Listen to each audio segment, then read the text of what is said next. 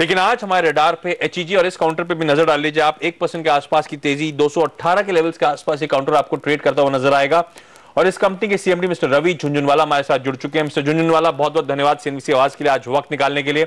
सबसे पहले आप सबको इस कंपनी के बारे में बता दूं, ये एक लिस्टेड एंटिटी है एलएनजे भिलवारा ग्रुप की। इस ग्रुप का काफी बड़ा प्रेजेंस है, power, graphite electrodes, textiles, IT services. ये जो कंपनी है स्पेसिफिकली एचईजी, ये 1977 में इस कंपनी की शुरुआत हुई थी, तभी एस्टैब्लिश हुई थी। ग्रेफाइट इलेक्ट्रोड्स बनाने और उसे एक्सपोर्ट करने का इसका खासा काम है। इसके अलावा ये कंपनी 3 पावर जनरेशन फैसिलिटीज भी ऑपरेट करती है। मिस्टर झुंझुनवाला, सबसे पहले आपसे समझना चाहूंगा, ये जो कारोबार है, जैसे मैं कह रहा था ग्रेफाइट इलेक्ट्रोड्स के बारे में, थोड़ा सा डिफरेंट नजर आता है बाकी अन्य कंपनी जिनकी हम आमतौर पर बात करते हैं। आपसे समझना चाहूंगा इस कंपनी का अगर आप कारोबार समझा सकें, ग्रेफाइट इलेक्ट्रोड ये एक्चुअली क्या है और इसका एंड यूज क्या होता है? देखिए, इसको मैं यदि 3-4 शब्दों में समझाना चाहूँ तो ये एक बहुत हाईटेक प्रोडक्ट है जो स्टील इंडस्ट्री में लगता है। और स्टील इंडस्ट्री में जैसे सबको पता है, एक तो ब्लास्ट फर्नेस होती है, जैसे अपने हिंदुस्तान स्टील अथॉरिटीज वगैरह की हैं, और दूसरे तरीके के जो स्टील प्लांट होते हैं उसको अपने हिंदुस्तान में मिनी स्टील बोलते हैं, जहां इलेक्ट्रिक आर्क फर्नेस लगता है। तो ये इलेक्ट्रिक आर्क फर्नेस में एक कंज्यूमेबल है, इसमें जैसे जैसे आप रोज स्टील बनाते हैं उसी तरह से रोज इसकी खपत होती है। और करीब करीब 30% world steel electric arc furnace mini steel के रूप में बनता है। इसमें आपने जैसे बताया कि 1977 में ये कंपनी लगी थी इंडिया में। इसमें टेक्नोलॉजी की खूबी ये है कि 77 के बाद पूरी दुनिया में कोई भी नई कंपनी ने इस प्रोडक्ट में एंटर नहीं किया है। इस स्पेस में हम लोग लास्ट 1977 में हम आए थे हिंदुस्तान में, और उसके बाद इसमें कोई भी न्यू एंट्रेंट नहीं आया है, बिकॉज ये एक फेयरली टेक्नोलॉजी ओरिएंटेड इंडस्ट्री है। और जो एग्जिस्टिंग 6-7 ही कंपनियां हैं दुनिया में, जिसमें एक अमेरिकन कंपनी है, एक यूरोपियन कंपनी है, 3 जापान में है और 2 हिंदुस्तान में है। तो टोटल वर्ल्ड मार्केट ये 7-8 कंपनियां ही इसको कंट्रोल करती हैं। और चूंकि इंडिया में पिछले 25-30 सालों से पावर की बहुत क्राइसिस रही है, पावर ड्रिवन इंडस्ट्रीज यहाँ पे ठीक नहीं चल पा रही है पावर रेट्स के कारण, पावर की अवेलेबिलिटी के कारण, तो मोरलेस 80-82% एक्सपोर्ट हम करते आए हैं शुरू दिनों से। पिछले 15-20 सालों से हमारा हिंदुस्तान का मार्केट शेयर करीब करीब 20% रहा है, और बाकी 80-82% हम एक्सपोर्ट कर रहे हैं। और एक्सपोर्ट में हम मोरलेस 15-20% यूरोप में करते हैं, करीब 12-15% अमेरिका में करते हैं, 15-17% मिडल ईस्ट में करते हैं, बाकी 15-20% एशिया में करते हैं। तो करीब करीब 30-40 कंट्रियों में इसका हम एक्सपोर्ट करते हैं। ओके सर, आपने जस्ट स्पेसिफाई करा काफी तगड़े एंट्री बैरियर्स हैं इस पूरे स्पेस में, लेकिन आपकी कंपनी ना सिर्फ ग्रेफाइट डिवीजन, लेकिन जब मैं आपकी कंपनी के बारे में पढ़ रहा था तो पावर डिवीजन भी कंट्रीब्यूट करती है और एक कार्बन स्पेशलिटी करके भी एक डिवीजन है।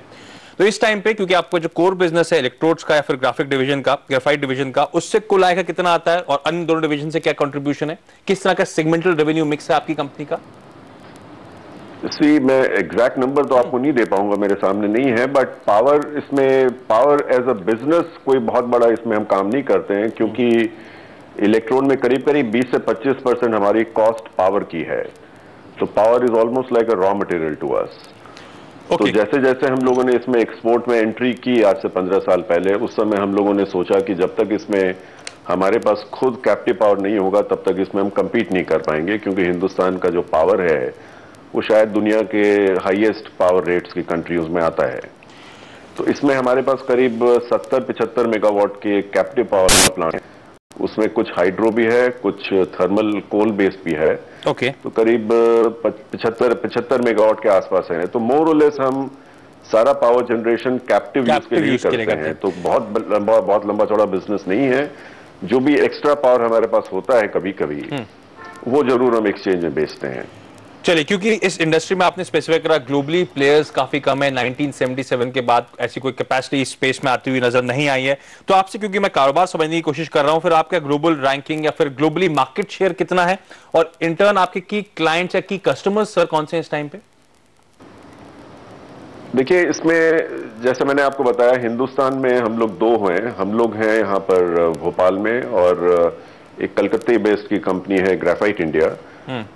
पिछले करीब 15-20 सालों में जितना भी वर्ल्ड में ग्रोथ हुई है इस इंडस्ट्री में, ये हम इन दोनों कंपनियों ने ही की है। हम लोग दोनों करीब करीब 15-17 साल पहले करीब 15,000 टन के लेवल पर प्रोड्यूस कर रहे थे, और हम दोनों की कैपेसिटी आज करीब करीब 80 से 85,000 टन की हो गई है। तो ये जो ग्रोथ हमारी हुई है करीब करीब 1.5 लाख टन की इंडिया में इन दोनों कंपनियों के बीच में, यही मोर और लेस 100% ग्रोथ है वर्ल्ड की। इसका मतलब ये हुआ कि वर्ल्ड में जो भी एक्स्ट्रा खपत इलेक्ट्रोड की हुई है 15-20 सालों में, वो हमने ही मीट की है इन दोनों कंपनियों ने इंडिया से। तो जो हमारे जो और बड़े कॉम्पिटिटर्स हैं अमेरिका, जर्मनी और जापान वाले, उनकी कैपेसिटी बिल्कुल नहीं बढ़ी है 15 सालों में। तो वो जितनी कैपेसिटी पे पहले चला रहे थे उतनी ही कैपेसिटी पे आज भी चल रहे हैं, और पूरी 1.5 लाख टन की जो कैपेसिटी इंक्रीज इंडिया में हुई है, दैट इज मोर और less equal to the total increase in the demand in the world. चलिए, on that note mister Jhunjhunwala, वक्त हो चला एक छोटे से ब्रेक का। ब्रेक पे जाने से पहले आप सबको बता दूं, ये कंपनी यानी कि एचईजी का मार्केट कैप इस टाइम पे करीब 850 से 900 करोड़ रुपए के आसपास का है। प्रमोटर्स का इस कंपनी में कहना चाहिए हेल्दी 57 से 58% के आसपास का हिस्सा है, और इस साल यानी कि जनवरी से अब तक इस काउंटर ने आपको पॉजिटिव 40% के रिटर्न्स दिए हैं।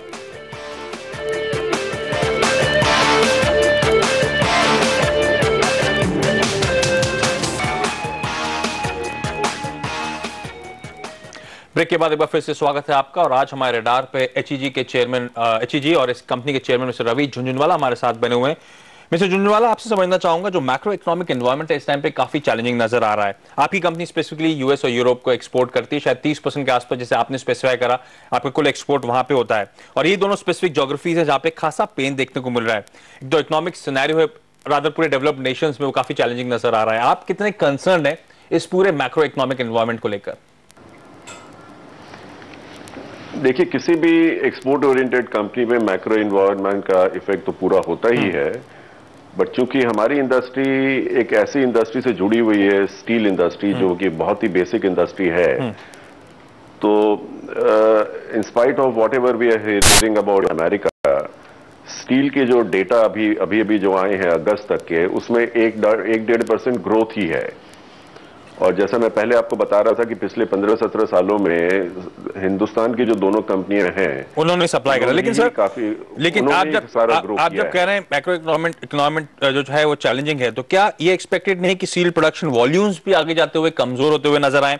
आपका क्या स्पेसिफिकली टेक है? और क्योंकि अगर भारतीय बाजारों की बात भी करें, स्पेसिफिकली ग्लोबल एनवायरनमेंट की बात ना करें, तो यहां पे भी हमने देखा है कंसर्न्स एमिनेट होते हुए, चाहे वो लिंकेजेस को लेकर हो, चाहे वो जो हाल फिलहाल जो स्कैम्स अनर्थ हुए, उसके चलते थोड़ा सा मूड या फिर क्या है, इस पूरे स्पेस में एक शैडो कास्ट जरूर होती है। तो यहां से क्या आउटलुक उतना ही ब्लीक नजर आ रहा है, या फिर आपको अब रोबस्ट नजर आ रहा है? देखिए, हिंदुस्तान में तो हमारे मार्केट शेयर करीब करीब 20-25% से ज्यादा कभी रहा ही नहीं है। तो हमारा ज्यादा कंसर्न अमेरिका, यूरोप और मिडिल ईस्ट वगैरह के साथ है, जहां हमारे 75% सेल होती है। और वहां जैसे मैं आपको बता रहा था कि पावर रिलेटेड जो भी इंडस्ट्री है वो इंडिया में कभी ठीक से नहीं चली, बिकॉज हमारे यहाँ न तो पावर की अवेलेबिलिटी है, न पावर रेट में हम compete कर पाते हैं। तो इलेक्ट्रिक आर्क फर्नेस जो हमारा सेगमेंट है, मिनी स्टील जिसको हम कहते हैं, ये अमेरिका, यूरोप और मिडिल ईस्ट में इसकी ग्रोथ ब्लास्ट फर्नेस से बहुत ज्यादा फास्ट हो रही है।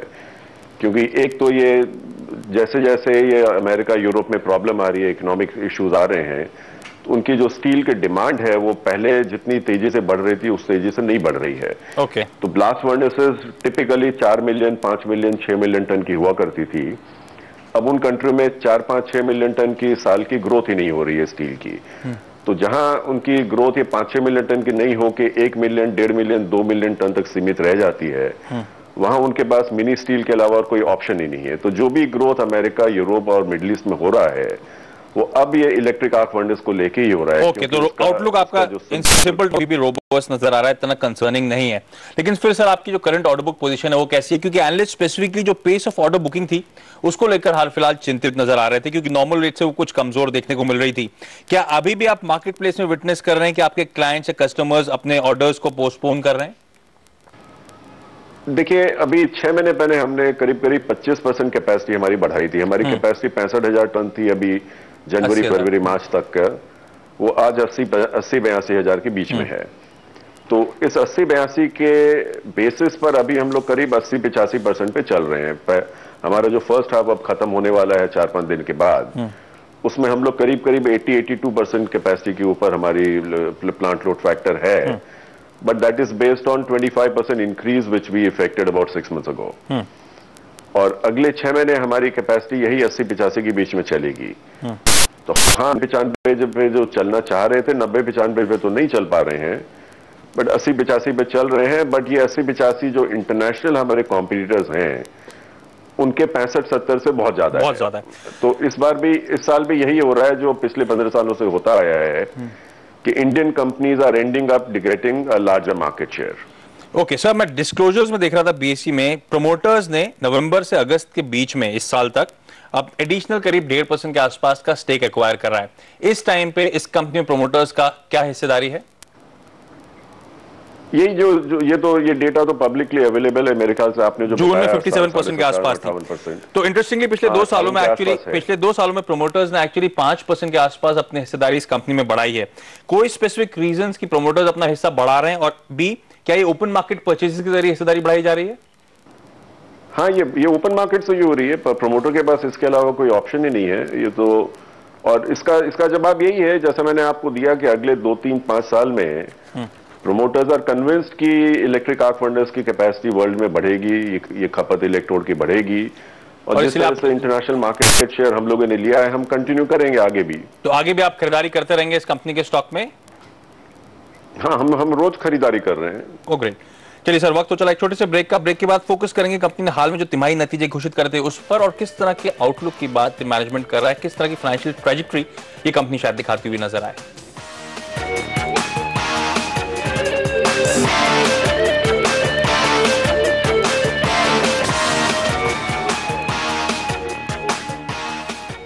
ब्रेक के बाद आपका स्वागत है, और आज हमारे रडार पे एचईजी लिमिटेड और इस कंपनी के सीएमडी मिस्टर रवि झुंझुनवाला हमारे साथ बने हुए हैं। मिस्टर झुंझुनवाला, आपने स्पेसिफिकली बात करी जो कैपेसिटी एक्सपेंशन आपने भोपाल के पास वाले प्लांट में करा है, 14,000 टीपीए से आपने क्षमता बढ़ाई है। इसके बाद इस टाइम पे आपका करंट कैपेक्स आउटले क्या है, क्या एक्सपेंशन प्लान है सर?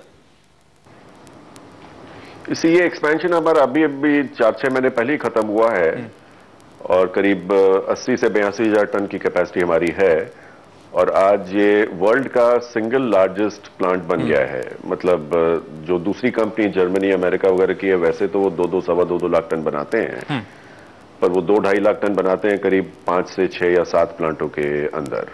ओके। तो एट अ सिंगल लोकेशन ये 80-82,000 टन का लार्जेस्ट प्लांट ऑलरेडी बन गया है। अब हम इसको अगले स्टेज में करीब 1 लाख टन के आसपास ले जाने की बातें चल रही है। मतलब अभी इमीडिएट कैपेक्स प्लान इस टाइम पे ऐसा कोई एग्रेसिव? ओके, अभी कम्युनिकेट हुआ 1 लाख तक ले जाएंगे? अभी इमीडिएटली नहीं कर रहे हैं, क्योंकि अभी 4-6 महीने पहले ही कंप्लीट हुआ है, बट ये कागजों पे कार्रवाई चालू हो गई है। करीब 200 से 250 करोड़ रुपए का इन्वेस्टमेंट होगा, और जब भी हम ये डिसीजन लेंगे उससे करीब 15-17 महीने के अंदर अंदर ये कैपेसिटी तैयार हो जाएगी। चलिए, जो आपने हाल फिलहाल कैपेक्स प्लान करा है उसमें आपने करीब 250 करोड़ रुपए तो भोपाल प्लांट में, और कुल मिला के 400-450 करोड़ रुपए के आसपास का कैपेक्स था। अब आपकी बुक्स पे या फिर बैलेंस शीट का क्या हाल है सर? इस टाइम पे आपकी बुक्स पे डेट कितना है? डेट इक्विटी रेशियो कैसे स्टैंड आउट करता है? स्ट्रॉन्ग है। आप यदि हमारे long term debt to equity का रेशियो यदि लें तो करीब 0.7 है। तो अभी हमारी लॉन्ग टर्म डेट कैपेसिटी बहुत है अवेलेबल, तो इसमें 200-250 करोड़ रुपए कहीं कोई प्रॉब्लम नहीं है। तो हमारे इंटरनल अक्रूवल से ही हो जाएगा, इसमें शायद हमको डेट की दरकार ही नहीं पड़ेगी। सर, मैं आपकी डिविडेंड हिस्ट्री देख रहा था, 50% के आसपास, 100% के आसपास की डिविडेंड हिस्ट्री है। गिवन कि एक्सपेंशन प्लान इस टाइम पे लाइंड अप नहीं है, गिवन कि आपकी बैलेंस शीट के हालात काफी अच्छे हैं, तो are you looking at increasing your payout ratio जो डिविडेंड का होता है to reward your shareholders? Probably हमारा पे आउट रेशियो बहुत स्टैंडर्ड करीब 35-40% के आसपास रहा है पिछले 5-6 सालों में। हम लोग करीब 35-37% के आसपास मेंटेन कर रहे हैं, वही मेंटेन करते रहेंगे। Okay, long term financial history की बात करूं आपकी कंपनी की, तो FY08 से FY11 तक हालात ग्लोबली खराब थे, और आपके रिजल्ट्स में भी देखने को मिला था, लेकिन FY12 एक रोबस्ट परफॉर्मेंस देखने को मिला। सर, इस साल के लिए, क्योंकि आपका Q1 की शुरुआत अच्छे नंबर्स से हुई है, इस साल के लिए कैसा गाइडेंस देंगे? किस तरह की प्रॉफिटेबिलिटी नंबर्स और टॉप लाइन नंबर्स एक्सपेक्ट करें इस कंपनी से?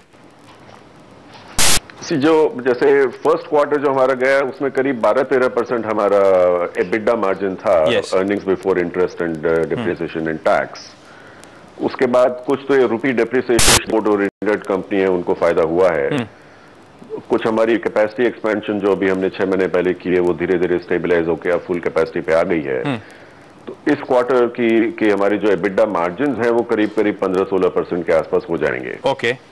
तो फर्स्ट क्वार्टर के कंपैरिजन में कुछ इंप्रूवमेंट होगा एंड गोइंग फॉरवर्ड अगला दो क्वार्टर है, नेक्स्ट हाफ है, ये मोर और लेस इसी लेवल पे मेंटेन होगा। तो कुछ ये रुपी डिप्रिसिएशन है, कुछ हमारे पुराने रॉ मटेरियल पुराने स्टॉक के पड़े हुए थे, कुछ हमारे सेल्स प्राइसेस इंक्रीज हुई हैं। और इसमें नॉर्मली एक साल के ऑर्डर्स कंपनी जनवरी फरवरी में बुक कर लेती है। इस इंडस्ट्री में यही एक पैटर्न है, सारे पूरे 12 महीने का या कम से कम 6 से 9 महीने का ऑर्डर एक साथ ही बुक कर लेते हैं। तो जनवरी में ये चीजें आती है, दिसंबर जनवरी में नए ऑर्डर बुक करने शुरू कर देते हैं हम लोग। तो जो इंडिकेशंस है वो यही लग रहे हैं कि कुछ न कुछ दाम अगले साल बढ़ेंगे। ओके, दाम बढ़ेंगे, आगे के क्वार्टर शायद आपको और बेहतर तो नजर आए, तो परफॉर्मेंस ऐसे शायद इस कंपनी का इंप्रूव हो। मिस्टर झुंझुनवाला, बहुत बहुत धन्यवाद सीएनबी आवाज के लिए आज वक्त निकालने के लिए, अपनी कंपनी के कारोबार और आगे के आउटलुक के बारे में बातचीत करने के लिए। लेकिन नई कंपनी वक्त हो चला एक ब्रेक का, आगे लेकर आएंगे आपके लिए आखिरी सौदा। नमस्कार।